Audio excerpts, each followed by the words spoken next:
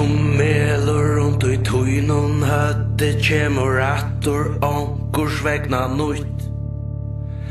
Allt som melur runt I tøynun høtti kjemur aftur onkurs vegna nutt. Allt som melur runt I tøynun høtti kjemur aftur onkurs vegna nutt.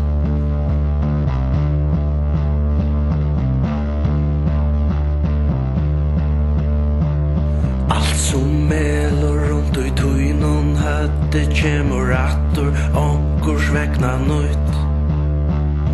Allt som melur runt I tøynun høtti kjemur aftur onkurs vegna nutt.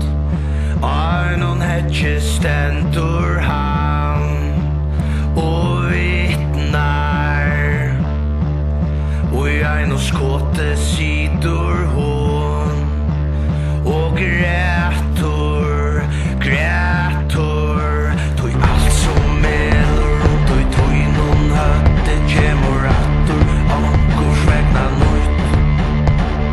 Allt som melur runt I tøynun høtti kjemur aftur onkurs vegna nutt. Allt som melur, allt som melur.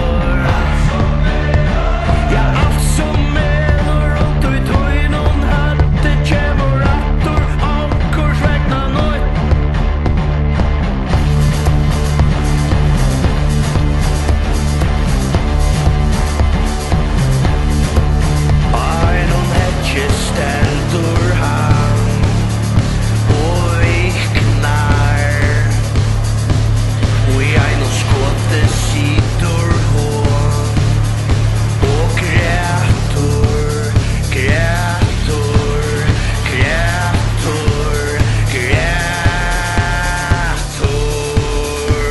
Tøy allt som melur runt I tøynun høtti kjemur aftur onkurs vegna nutt. Som melur runt I tøynun høtti kjemur aftur onkurs vegna nutt. Allt som melur, allt som melur, allt som melur, allt som melur. Ja, allt som melur runt I tøynun høtti kjemur aftur onkurs vegna nutt. Allt som melur runt I tøynun høtti kjemur aftur onkurs vegna nutt. Allt som melur runt I tøynun høtti kjemur aftur onkurs vegna nutt.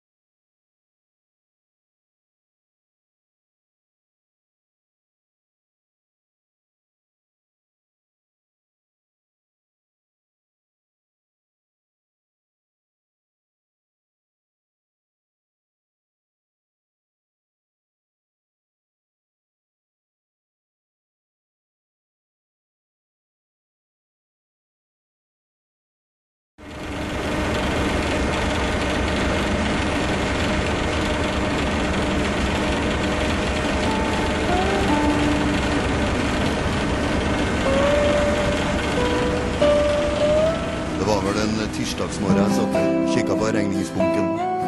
1,5 meter høy. Kan ikke se han mottatt, kan ikke se han mottatt, kan ikke se han mottatt, kan ikke se han mottatt, kan ikke se han mottatt. Fra bank og kemner og en slags svineri. Da nederst i denne bunken så lå det et vakkert lite brev fra Lotto på Hamar, der det stod at de hadde overført til kontoen min 5,2 millioner. Jeg tenkte at det her måtte feires, så sprang ned og kjøpte meg en hel kasse øl. Jeg vakla meg frem imot kassa, da hørte jeg fanfare og et jævla høyt brøl. Det stod Rørlien Søe og Halvor Flatland og hele Oslo Gospelkor. De hyla og bar seg og kyssa og klemt meg. Jeg var kunde nummer 10 million. Det er min dag i dag. Herregud, for en herlig dag. Det er min dag i dag. Det er min dag i dag. Herregud, for en herlig dag. Det er min dag i dag. Og tause Birgitte, hun sto litt i bakgrunnen, men endelig dua frem og ga meg en billett helt til Bahamas og tilbake igjen. Jeg vakla meg hjem og åpna en pilsner, så at billetten var utstedt for 2. Og der sto det med nydelige Birgittes håndskrift: vi møtes på flyet klokka 2. Det er min dag i dag. Herregud, for en herlig dag. Det er min dag i dag. Det er min dag i dag. Herregud, for en herlig dag. Det er min dag i dag. En kveld der i baren på vakre Bahamas kom det nydeligste Gud måtte ha gjort. Det var Cindy Crawford, og kom rett imot meg og kyssa meg så artig bort. Og hviska sånn ord i mitt øre: I've been watching you, baby, let's get married tonight.